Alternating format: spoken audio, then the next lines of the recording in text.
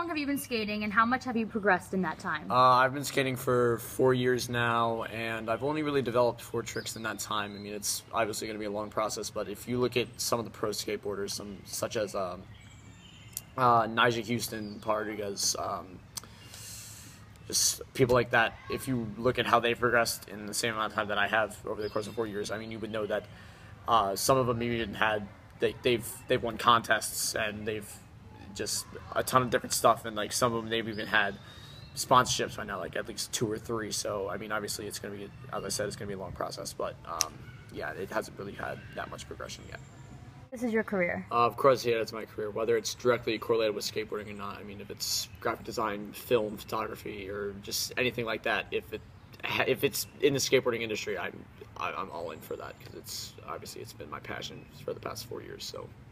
Why did you start skating? I started skating because it was really used as an escape for me, because obviously I was on baseball teams and stuff like that, and usually I would try and work my way out of going to the games, because I would either just want to like stay at home, or I would want to skate, which was usually the case. But you know, it was that, and it was really a break from the normal routine. I mean, it was very repetitive every day, because obviously you just wake up, I would go to school, go home, sleep, and then just obviously repeat that every day. And skateboarding also has a lot of repetition built into it, but what happens with skateboarding is that when you, after having the repetition of trying to learn a trick, after 2 weeks, 3 weeks, months plus, however long it takes, you always end with that satisfactory feeling that you really never get old of having that feeling. It's really like a treasure to have that. Were you inspired to start skateboarding? I was inspired in 2010. I was at the beach channel surfing, and I stopped on ESPN. They were broadcasting the X Games. So when I first tuned in, they were playing Game of Skate, and if any of you know what pig or horse is in basketball, where someone takes a shot, and if they miss it, they get a letter. It's pretty much the same thing with skateboarding. So someone calls a trick, and if they land it, then the next person doesn't land it, and then if they miss, obviously they get an S, and then it goes all the way to E.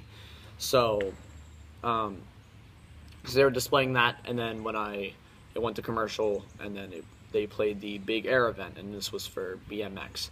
So there was one of the pros that were there.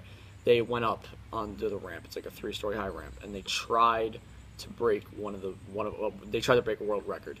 And what happened was he missed the trick, so he just like stopped in midair on his side, and then he fell down. He just like fell straight down on this ramp, and he just went straight down on his femur. He broke that. I think he broke one of his ankles and maybe like sprained his wrist. He broke a lot, and for whatever reason that really inspired me to start skateboarding. And then in 2014, I saw Sean Molto had rolled his ankle doing like a huge groundbreaking gap. So he rolled his ankle doing that, and that was when I really started to get dedication in my skateboarding, at least like an hour or 2 per day, no matter what the weather was. I would have to skate every day.